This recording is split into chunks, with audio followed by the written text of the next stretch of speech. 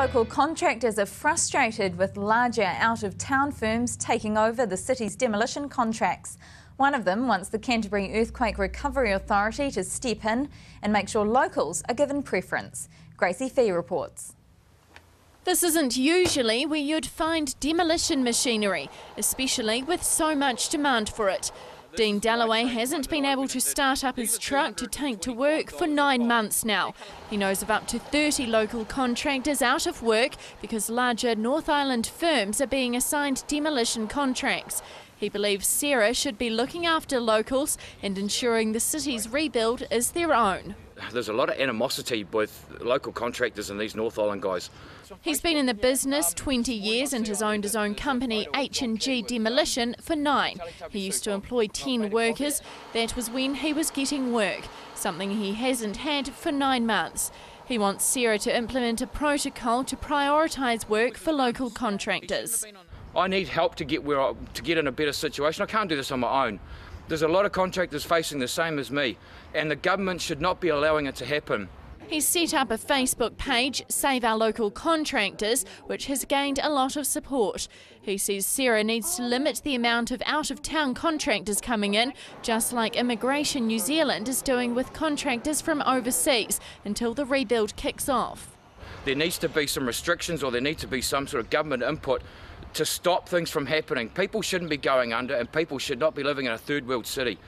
He and other local contractors have been in contact with Cantabrians Unite to join their protest next month, but they're also planning their own. It's against the insurance companies and it's against C.E.R.A.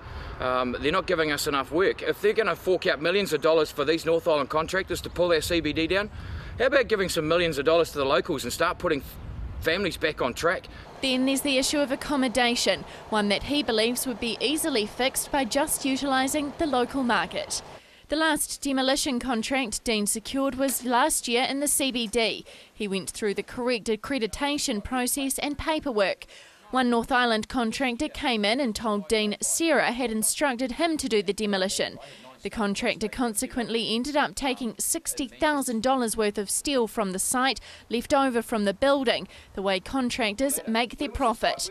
Dean met with C.E.R.A twice. They said they hadn't instructed the out-of-town contractor to do the work. He ended up taking steel off my site. He basically blackmailed me, sent me a bill for $15,000 plus GST for the demo of my building, which he had no authority to do.